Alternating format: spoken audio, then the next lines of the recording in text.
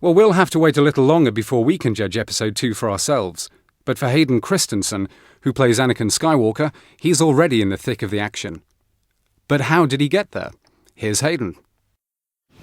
I was in Vancouver at the time during the show, and I flew out just to meet with Robin over at some hotels down the street, actually. Just, normal conversation. We didn't talk about Star Wars, just about my experiences with acting and what I was doing. I guess she put that on. That was on tape, and George saw that. And then about maybe 2 months later, I went in and I met with George over the Skywalker Ranch. And that was just, it was nothing but cool. It was my first time, and it's very picturesque and very surrealistic. You've got llamas grazing fields, and then you walk into George's office, and there he is, George Lucas. It was exciting for me. We just sat down, we talked. Not about Star Wars, not about, we didn't even talk about the film industry, really. It was just normal chit-chat. I never really felt like it would come into fruition, that I would ever even test for it. It was just more of a field trip for me, going in and meeting George and getting to see the ranch. And when I found out that I was going to test for it, I still never thought that it would happen. It was just cool. So I went back about 2 months later to do the test screen with Natalie, and I've always respected her work, but it was hard because I didn't have a script that I could get a better idea of who this character was. Mm-hmm. Even though, he's Darth Vader and there's all these other films about him, I wasn't sure where he was in the development, in the progression of Anakin to Darth. So it was hard going into it. I was sort of in the dark. Right. And when I sat down with George, I got a better sense of what I was supposed to be doing. When George, when you see George, he's kind of like a rock star, He has this huge entourage that just follows him around. But when you're alone with him and when he's giving you direction, he makes you feel very at ease. Anyway, so then myself and Robin and Natalie and George went to a separate room just to rehearse it a few times, just ran over the lines, and then we went into where we were going to shoot the test screen. And then we rehearsed it a couple times on camera, and we shot it. And we did reverses and close-ups until George was happy with what we did. This is always what I've wanted to do. This has always been my dream.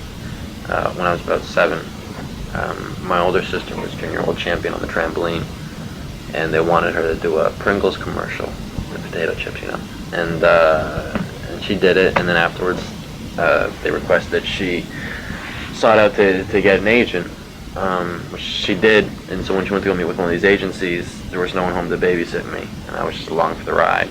They asked me if I wanted to do a few commercials, and I said sure. And that's how I originally got into it, but I didn't get the acting bug until I was in high school. I never really wanted to do television. I always wanted to make films.